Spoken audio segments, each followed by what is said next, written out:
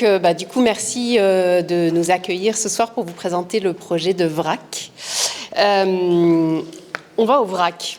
Voilà ce que disent nos adhérents, comme ils diraient, on va au marché. Et c'est une expression qui me réjouit particulièrement parce que ça montre aujourd'hui la place que VRAC Marseille peut avoir dans le quotidien de nos adhérents. Mais ce qui me réjouit plus encore peut-être, c'est qu'au-delà de faciliter l'accès à une alimentation de qualité pour tous, et en particulier pour les personnes qui sont les plus exposées à la précarité alimentaire, ce qu'il y a de formidable dans le projet de VRAC, c'est que d'abord il redonne du pouvoir d'achat, puisque VRAC propose des produits de qualité à prix coûtant plus 10% pour ceux qui peuvent être solidaires et prix coûtant moins 30% pour les personnes qui ont besoin d'un petit coup de pouce, donc du pouvoir d'achat, du pouvoir de choisir son alimentation, puisque VRAC propose une soixantaine de références qui va des légumineuses, céréales, farines, fruits à coque, fruits secs, huile d'olive, enfin tout un tas de produits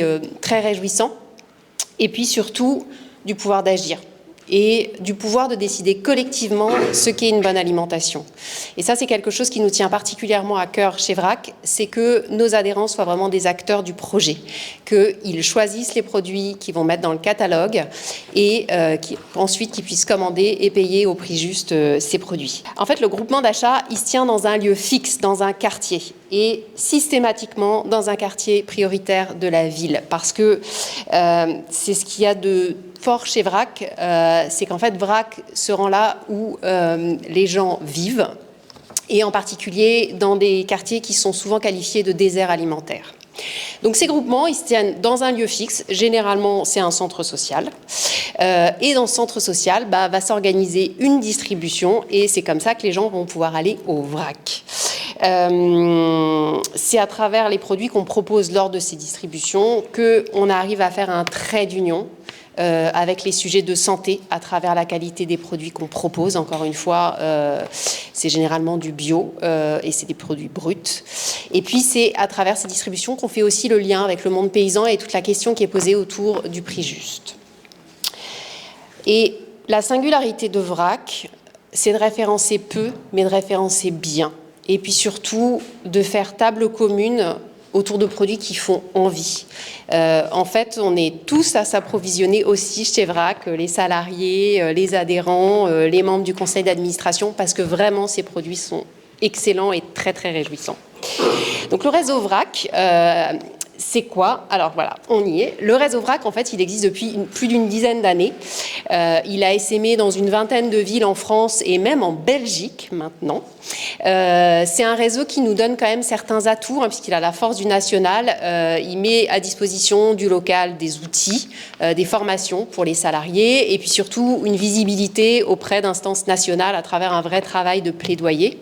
Mais la force de VRAC, au-delà de ce réseau national, c'est aussi de laisser les associations locales s'emparer du projet pour l'ancrer dans les réalités du territoire. À Marseille, du coup, à Marseille, VRAC existe depuis en gros 3 ans. Aujourd'hui, on est présent dans 4 quartiers, à La Viste et Fray-Vallon, donc plutôt dans les quartiers nord, et à Saint-Mauron et Porte-d'Aix, dans les quartiers plus centraux de Marseille. Cette année, les équipes qui sont représentées par Bart ce soir peuvent être fières du coup d'avoir préparé 700 commandes qui ont été proposées à l'occasion de 32 distributions et qui ont régalé plus de 600 personnes. Voilà, c'est pas mal de boulot. Donc ça, c'est l'aspect très pratico-pratique de VRAC. Je regarde mon timing quand même.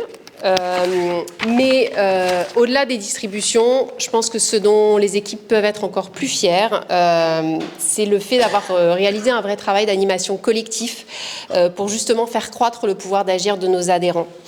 Parce que participer, ça ne va pas de soi en fait. Ça se construit dans un environnement sécurisant où on a la possibilité de pouvoir exercer son jugement et le partager et de pouvoir contribuer à ce qui fait commun entre tous nos adhérents.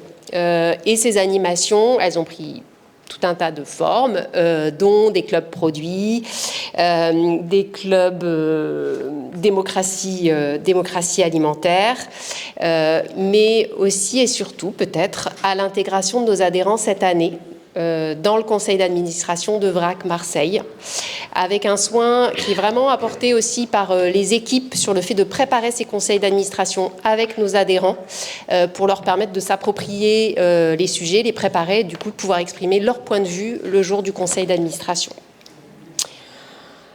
Donc dans ce contexte dont parlait David tout à l'heure, un peu incertain, l'objectif premier de VRAC, c'est de pouvoir continuer à développer notre implantation dans les 4 groupements, voilà, de pouvoir développer les groupements et de toucher plus d'habitants de ces quartiers. C'est de pouvoir aussi travailler, encore une fois, sur ces ateliers qui vont dans le sens du pouvoir d'agir et de la prise de pouvoir des habitants dans le conseil d'administration, mais aussi pour porter du plaidoyer au niveau local. De pouvoir professionnaliser aussi les équipes dans l'animation de ces ateliers, parce que c'est pareil, ça s'apprend aussi, de pouvoir inviter nos adhérents à s'exprimer. Et puis, enfin, de renforcer la coopération interacteur. C'est un peu voilà, l'objet des Transformers.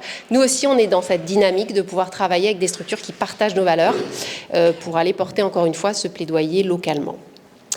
Donc aujourd'hui, on est très heureux de vous présenter VRAC et de pouvoir solliciter votre expertise si le projet vous intéresse. Déjà pour participer à la visibilité de VRAC sur le territoire.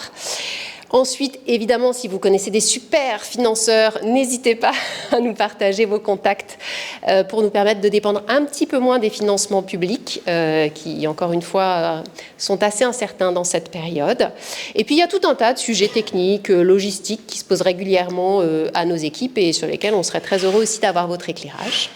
Et puis, peut-être pour commencer, si vous le souhaitez, et vous êtes les bienvenus.